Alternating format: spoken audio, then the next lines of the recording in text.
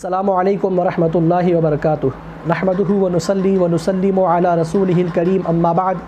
فاعوذ باللہ من الشیطان الرجیم بسم اللہ الرحمن الرحیم عن ابی ہریرۃ رضی اللہ عنہ قال قال رسول اللہ صلی اللہ علیہ وسلم امرت ان اقاتل الناس حتی یشہدوا ان لا الہ الا اللہ ویقیموا الصلاۃ ویؤتوا الزکاۃ فاذا فعلوا ذلك عصموا منی دماءهم واموالهم الا بحق الاسلام وحسابهم على اللہ متفق علیہ الا ان مسلما لم یذکر الا بحق الاسلام۔ معزز ناظرین و سامعین محترم، الحمدللہ اللہ کے فضل و کرم سے تسلسل کے ساتھ درس حدیث زجاجۃ المصابیح ہمارا جاری ہے۔ آئیے ترجمے کی طرف ہم بڑھتے ہیں۔ حضرت ابو ہریرہ رضی اللہ تعالی عنہ سے یہ حدیث پاک مروی ہے۔ آقا علیہ الصلاۃ والسلام نے ارشاد فرمایا کہ مجھ کو حکم دیا گیا کہ میں لوگوں سے اس وقت تک جہاد کرتا رہوں، قتال کرتا رہوں، یہاں تک کہ وہ لا الہ الا اللہ محمد رسول اللہ کی گواہی دے دے اور نماز قائم کرے اور زکوٰۃ ادا کرے۔ جب لوگ یہ سب تمام کام کو کر لیں گے تو انہوں نے اپنے خون کو اور اپنے مال کو مجھ سے انہوں نے محفوظ کر لیا، مگر یہ کہ حق اسلام کے علاوہ، یعنی کہ اگر کسی کو قتل کریں گے تو پھر قتل کے بدلے میں ان سے بدلہ لیا جائے گا، قصاص لیا جائے گا اور ان کا حساب اللہ تعالیٰ پر ہے۔ اور مسلم شریف میں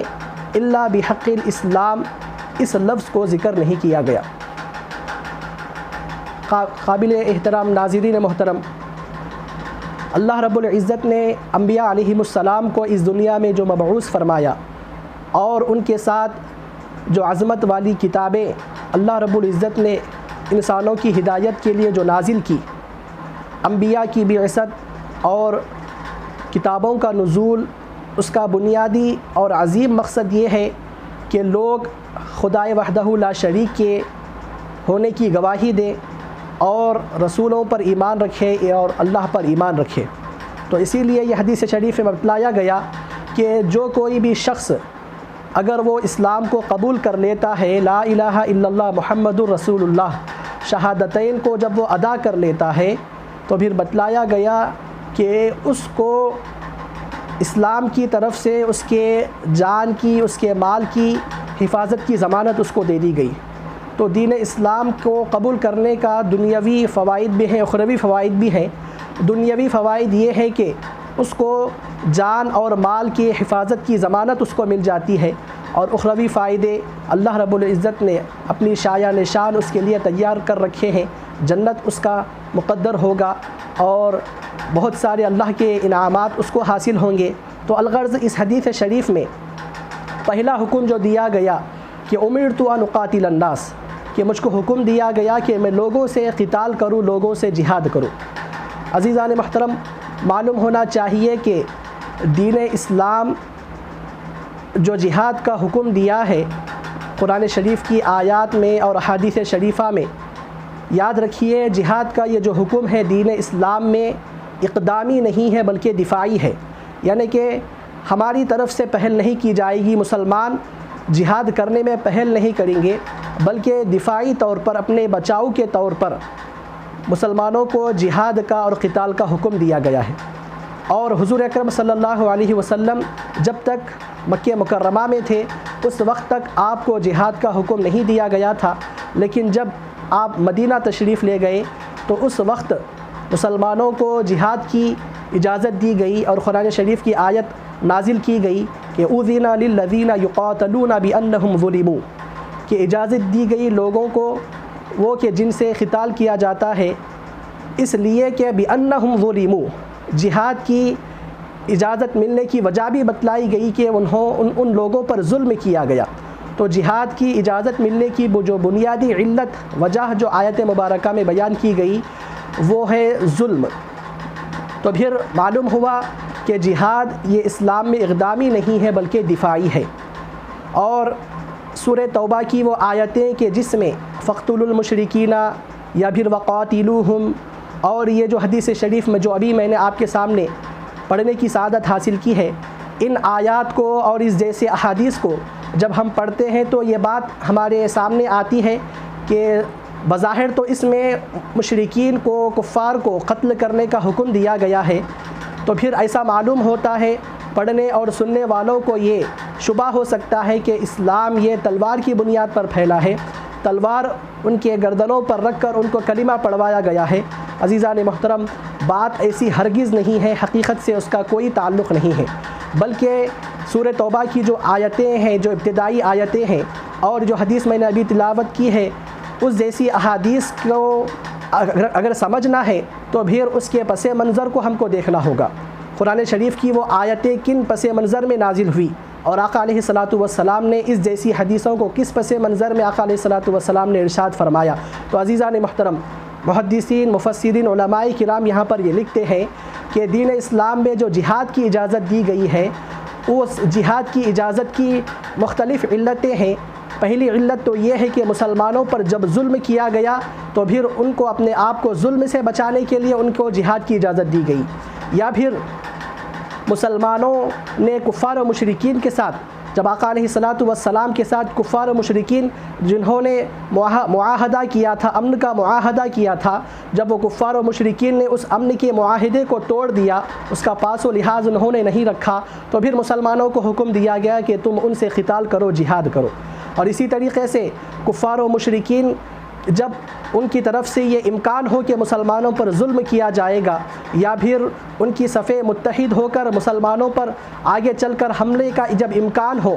تو پھر ان جیسی علتوں کی وجہ سے دین اسلام نے جہاد کی اجازت دی، ورنہ ہرگز ایسا مطلب ان آیتوں کا اور احادیث کا نہیں ہے کہ براہ راست جو ہے سنا مسلمانوں کو بغیر کسی علت کے اقدامی طور پر کفار و مشرکین کو، کسی بھی آدمی کو قتال کا، جنگ کا حکم دیا گیا ہے،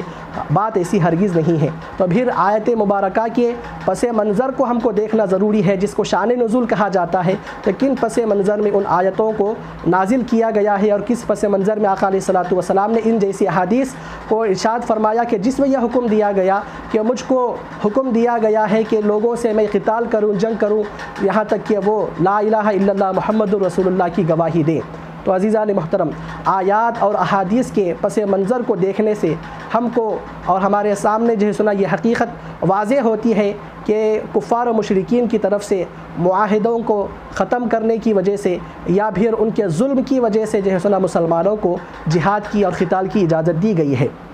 پھر آگے بتلایا گیا کہ پہلا حکم تو جہاد کا تھا، پھر دوسرا حکم بتلایا گیا کہ وَيُقِيمُ الصَّلَاةَ وَيُؤْتُ الزَّكَاةَ، کہ وہ نماز کو قائم کرے اور زکوٰۃ کو ادا کرے۔ عزیزان محترم، یہاں پر فرائض اسلام میں سے صرف دو کا ذکر ہے، اقامت صلاۃ اور ایتاء زکوٰۃ۔ اب باقی دو کا ذکر کیوں نہیں ہے، روزے کا اور حج کا؟ تو اس کے متعلق بتلایا گیا کہ ابھی ان دونوں کی فرضیت کا حکم نازل نہیں ہوا تھا، تو اس سے پہلے یہ حدیث شریف کو بیان کیا گیا ہے، اسی لیے حدیث شریف میں ان دو فرائض اسلام کا ہم کو ذکر نہیں ملتا۔ تو پھر آگے بتلایا گیا کہ فَإِذَا فَعَلُوا ذَلِكَ عَصَمُوا مِنِّي دِمَاءَهُمْ وَأَمْوَالَهُمْ، جب لوگ یہ تمام کام کر لیں گے، یعنی کہ شہادتین کو ادا کر دیں گے، نماز کو قائم کریں گے، زکوٰۃ ادا کریں گے، تو پھر آقا علیہ الصلاۃ والسلام ارشاد فرماتے ہیں کہ انہوں نے مجھ سے اپنی جان کو اور اپنے مال کو انہوں نے مجھ سے محفوظ کر لیا، مگر یہ کہ بحق الاسلام، اسلام کا اگر وہاں پر حق آ جائے، مطلب یہ ہے کہ اگر کوئی شخص مسلمان ہو گیا تو اس کا ہرگز یہ مطلب نہیں ہے کہ پھر وہ کسی کے ساتھ کچھ بھی کر سکتا ہے، کسی کو بھی قتل کر سکتا ہے، کسی کا مال چوری کر سکتا ہے، اس کو اس کے جان کے اور مال کی حفاظت دے دی جائے گی، مطلب ایسا ہرگز نہیں ہے۔ بلکہ اگر کوئی مسلمان بھی اگر ناحق کسی شخص کا قتل کرتا ہے تو قصاص میں اس کو قتل کیا جائے گا، اگر کسی کا مال غصب کرتا ہے تو پھر اس سے اس مال کو لے کر واپس کر دیا جائے گا، اور اسی طریقے سے اگر کوئی شخص چوری کرتا ہے تو پھر اسلام کا یہ حق ہے کہ اسلامی حدود ہیں کہ اس کے ہاتھ کو کاٹا جائے گا۔ اگر کوئی غیر شادی شدہ اگر زنا کرتا ہے تو پھر اس کو 100 کوڑے مارے جائیں گے، شادی شدہ اگر زنا کرتا ہے تو اس پر رجم کیا جائے گا۔ تو یہ جتنے بھی اسلام کے حقوق ہیں، جو حدود شرعی ہیں، ان حدود شرعی ضرور اس پر نافذ ہوں گے۔ اسلام کو قبول کرنے کا مطلب ہرگز یہ نہیں ہے کہ پھر اس کو کھلی اجازت دے دی جائے گی، وہ جو چاہے کرتا پھرے۔ پھر آگے بتلایا گیا کہ وَحِسَابُهُمْ عَلَى اللَّهِ، اور اس کا حساب اللہ پر ہوگا، ان کا حساب اللہ پر ہوگا۔ مطلب یہ کہ اس کا مطلب یہ بتلایا گیا کہ اگر کوئی شخص بظاہر مسلمان ہونے کا دعویٰ کرتا ہے لیکن ابھی اس کا دل جو ہے سنا اسلام کو قبول نہیں کیا، زبان سے تو وہ اسلام کا اقرار کر رہا ہے لیکن دل میں اس کے ایمان نہیں ہے، تو پھر ایسے شخص، ایسے لوگوں کا حساب ہی اللہ پر ہوگا اور یہ سنا ان کو اللہ کے حوالے کیا جائے گا، ان کے ساتھ مسلمانوں کے جیسا ہی تعلق کیا جائے گا، کیونکہ اسلام ظاہر کو دیکھتا ہے۔ تو لہٰذا اگر کوئی شخص ظاہر میں اسلام کو جو ہے سنا قبول کرتا ہے، کلمہ پڑھتا ہے، تو پھر ایسے لوگوں کے ساتھ بھی مسلمانوں کے جیسا معاملہ کیا جائے گا۔ اگر اس کے دل میں ایمان نہیں ہے تو پھر ایسے لوگوں کے ساتھ قتال نہیں کیا جائے گا بلکہ اللہ کے ذمے میں ان کا حساب ہوگا۔ تو عزیزان محترم، یہ چند باتیں ضروری اس حدیث پاک کے متعلق بیان کی گئی۔ وما علینا الا البلاغ۔